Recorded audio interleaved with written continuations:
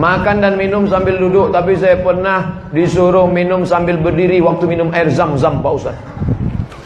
Pas minum air zam-zam berdiri. Mana? Ada dalilnya tak, Pak Ustaz? Rana Rasulullah sallallahu alaihi wasallam yasrabu zam-zam qa'iman. Nabi sallallahu alaihi wasallam minum air zam-zam berdiri. Nah, kata Ustaz Somad minum duduk. Kenapa Nabi Muhammad minum berdiri? Kenapa minum air ini mesti duduk? Karena waktu duduk saringannya telentang, ketika berdiri saringannya telungkup. Minum air zam-zam berdiri tak perlu pakai saringan, karena air zam-zam air yang tersuci di dunia. 2-0 orang yang mengejek Nabi SAW. Ini Nabi kalian ini pelintat-pelintut nih. Suruhnya orang minum duduk, dia sendiri minum berdiri. Kau yang mengejek Nabi Muhammad, nampak jahilmu 2 kali lipat. Kenapa minum berdiri? Nabi minum berdiri karena air zam-zam tak perlu disaring, air yang paling suci di dunia. Waktu saya pergi ceramah ke Kuala Lumpur, ada bapak-bapak punya air penyaring dari Jepang. Jepang, made in Japan. Made in China tak laku sama dia. Lalu kemudian datanglah orang Jepang tadi, kata si bapak tadi, hebat air yang disaring pakai ini. Oh hebat Pak. Tunggu sebentar ya. Dia masuk ke kamar, dibawanya air zam-zam. Tolong bandingkan sama ini. Loh kok lebih bersih ini? Ini dari Mekah ya, kata dia. Iya, tahu juga rupanya dia. Walaupun dia tak bersunat, tahu dia mana air itu. Itulah hebatnya. Gimana cara menghadapi suami yang susah bangun untuk sholat subuh, Pak Ustadz? Idealnya, ini yang bertanya nih pasti perempuan. Idealnya, bapak tuh yang membangunkan ibu. Diambilnya air, memercikkan air ke wajah ibu untuk ngajak tahajud. Bangun! Itu kalau nikahnya udah 20 tahun. Tapi kalau yang baru pengantin baru kemarin, wake up my honey, wake up my darling. Mestinya begitu. Tapi nasib ibu apa boleh buat, jangan ibu mengutuk nasib. Bagaimana Pak Ustadz? Dalam hadis pun dikatakan sebaliknya, si istri pun boleh memercikkan air. Cuma hati-hati, takutnya dia preman tengik ditembak ibu. Oleh sebab itu bang, abang sholat lah bang. Aku tak mau sekamar sama babi hutan bang. Bayanglah bang, sekarang umur ini cepat matinya bang. Karena ada lagunya tuh bang, orang kaya mati, orang miskin mati, mati. Abang pun akan mati. Sembayang lah bang. Nah, insya Allah sembayang dia. Tengoklah tuh bang, ada orang batuk mati, minum kopi mati. Masa ada orang minum kopi mati? Ya kopi Mirna kemarin mati dia bang. Saya ingin mendaftar haji seizin suami saya. Apakah boleh saya berangkat haji tanpa suami atau tanpa mahram Pak Ustadz? Pendapat Imam An-Nawawi dari kalangan mazhab Syafi'i, kalau keberangkatan itu untuk haji dan ada aman perjalanan, maka boleh tanpa mahram. Aman, suami izin, aman perjalanannya. Ada ketua kloter, ada tim pembimbing ibadah, ada dokter, 3 orang yang dibiayai oleh negara, lalu kemudian pula ada security, aman, maka boleh berangkat. Bukan kata Abdul Somad, jangan salahkan Abdul Somad. Saya ngutip-ngutip aja nih. Kalau mau marah-marah sama imam-imam, jangan sama saya. Mohon jelaskan tentang pajak 2,5%. Mana ada pajak 2,5%? 15% pajak. Pajak pendapatan, itu zakat. Apakah boleh dikumpulkan dulu selama setahun, setelah itu baru didistribusikan di kampung halaman?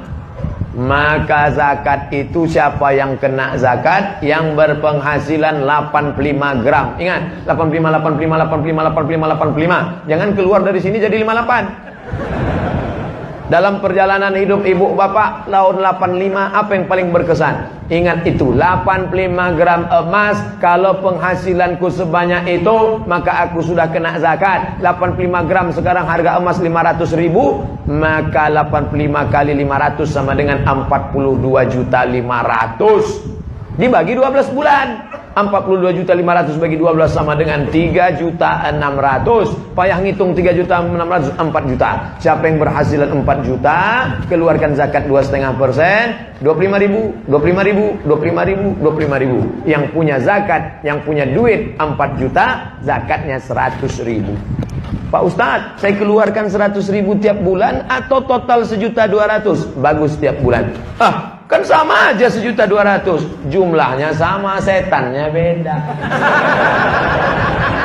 Kalau 100.000 ringan. Tapi kalau sudah 1.200.000, allazi waswisu fi sudur. Mau kemana bro? Mau bayar zakat. Berapa? 1.200.000.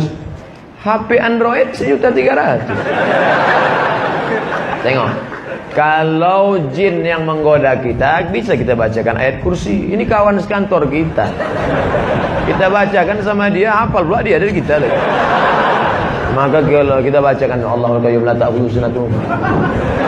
Kenapa kau bacakan aku? Aku mau bayar zakat, kau goda-goda juga. Tulis besar-besar nih, jangan menggoda saya karena saya rentan tergoda. Seandainya uang pajak pendapatan 2,5% boleh dikumpul, apakah bisa penggunaannya dialihkan untuk membeli kurban? Ini orang terlalu cerdas. Sekali dayung 2-3 pulau terlampau. Hanya zakat saja untuk zakat. Adapun untuk kurban, kau berkurbanlah saudaraku. Berkurban itu hukumnya wajib menurut mazhab Hanafi. Alhamdulillah. Menurut mazhab Maliki, Hambali, Syafi'i sunat muakkad. Saya Syafi'i. Kurbanlah. Fasalli li rabbika wanhar. 2,5 juta. Ingat, duit yang kau simpan tak mau keluar akan keluar juga dengan caranya sendiri. Meletuplah ban, datanglah sakit. Saya bukan nakut-nakuti. Peganglah, silakan, akan keluar dengan caranya sendiri. Ingat, tengok, waspada. Saya ingin mengakikahkan anak saya, tapi saya belum diakikahkan. Mana yang lebih utama? Mengakikahkan anak saya? Karena biaya tak cukup Pak Ustaz. Akikah saya itu tanggung jawab ayah saya. Akikah anak saya itu tanggung jawab saya. Ketika saya punya duit 2,5 juta, saya lunasi tanggung jawab ayah saya atau tanggung jawab saya? Tanggung jawab saya. Saya punya duit 2,5 juta, anak lahir, maka saya akikahkan anak saya. Setelah saya akikahkan anak saya, rezeki bertambah, sekarang ada duit 5 juta, 2 ekor kambing. Maka saya boleh mengakikahkan diri saya. Bapak ibu yang belum akikah, malam ini ada duit, langsung cari kambing. www.kambing.com. Assalamualaikum Pak Kambing. Salam. Bisa tolong carikan kambing ya besok. Besok siapa yang mau akikah besok, tolong kirim alamat, saya insyaallah datang ke sana. Tapi kalau umur sudah 40-30, akikah saja. Jangan minta ayun pakai marhaban. Marhaba ayyanun. Oh, sangka yang diayun cucu. Oh, kok nyatuknya itu duduk.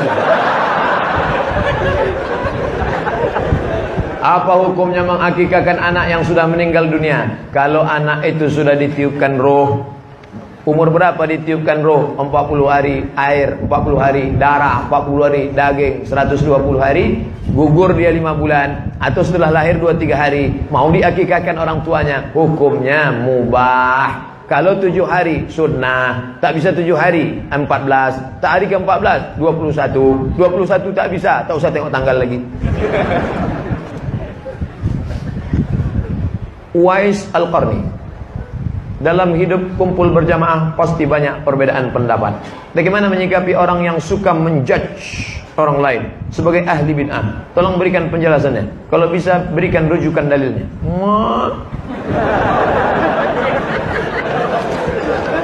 Tidak boleh. Ini saya kutip pendapat Ustadz Abdullah Hadrami, saudara kalangan Salafi dari Malang. Apa kata Ustaz Abdullah Hadrami? Murid langsung Syekh Ibnu Utsaimin, 4 tahun mulazamah dengan Syekh Utsaimin di Makkah, di Saudi Arabia. Jangan menuduh saudaramu pelaku bid'ah kalau perbuatan itu tidak disepakati ulama bahwa dia bid'ah. Ketika kau katakan, hei pelaku bid'ah, maka bid'ah sama dengan hei dolalah, dolalah sama dengan hei penghuni neraka. Hati-hati. Selama masih ada dalilnya, tak boleh kau katakan itu perbuatan bid'ah. Tapi kalau sepakat ulama bahwa itu bid'ah, maka kau mesti menegakkan bendera kebenaran. Bid'ah, batil, haram. Tapi selama dia tidak bid'ah, ada dalilnya. Dalil dari jauh, dalil dari dekat, dalil am, dalil khas. Tak boleh kau katakan bid'ah. Apakah jodoh juga harus wajib kita selipkan di doa?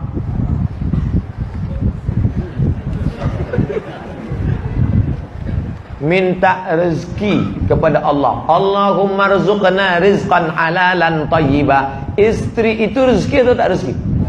Rezeki, duit rezeki, kebun rezeki, rezeki, istri rezeki. Makanya kita diajarkan doa. Rabbana hablana min azwajina, berikan kepada kami istri, wa zurriyatina, anak-anak, qurrata a'yun, yang sejuk dipandang mata. Keluar kita dari rumah panas, begitu menengok dia sejuk mata kita menengok. Masya Allah. Sedang lelah di kantor ditekan atasan, di jalan kena razia pula. Begitu sampai di rumah, datang dia membawakan sejuk rasa abang. Iya bang, baru hidupkan nasi gitu. Maka mintakanlah. Boleh saya sebut namanya Pak Ustadz? Boleh, tapi jangan kuat-kuat. Ya Allah, berikanlah aku istri yang salihah. Sebutnya kuat, rupanya abang dia pula di sebelah. Adikku tu kata dia. Bagaimana ijab kabul ketika anak perempuan saya? Bagaimana ijab kabul ketika menikahkan anak perempuan saya? Sedangkan anak perempuan saya itu dulu hamil di luar nikah. Bagaimana menikahkan anak perempuan saya itu? Biskah saya menikahkannya?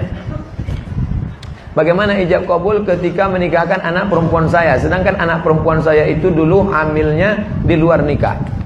Orang yang menikah dalam keadaan istrinya itu hamil, nikahnya sah. Buka kitab Al-Fiqhul Islami wa Adillatu. Kalau anaknya lahir tak perlu diulang. Sah, jangan diulang lagi karena sudah sah. Yang jadi masalah, setelah anak ini lahir muncul 4. Pertama, anak yang lahir itu tak boleh pakai bin dan binti bapaknya, karena tak ada hubungan nasab. 2, kalau anak itu lahir laki-laki, lahir adiknya perempuan, maka dia tak bisa jadi wali bagi adik-adiknya. Karena dia saudara seemak, saudara seayah yang bisa jadi wali, saudara seibu tak bisa jadi wali. 3, kalau ayah ni mati, si anak tak dapat harta warisan. 4, kalau anak ni gadis dipinang orang, bapak tak bisa menikahkannya. Walinya siapa? Fasultan waliyun man la waliyalaha. Walinya wali hakim. Pak Kua menikahkan. Pak Kua, ada yang mau kubicarakan 4 mata.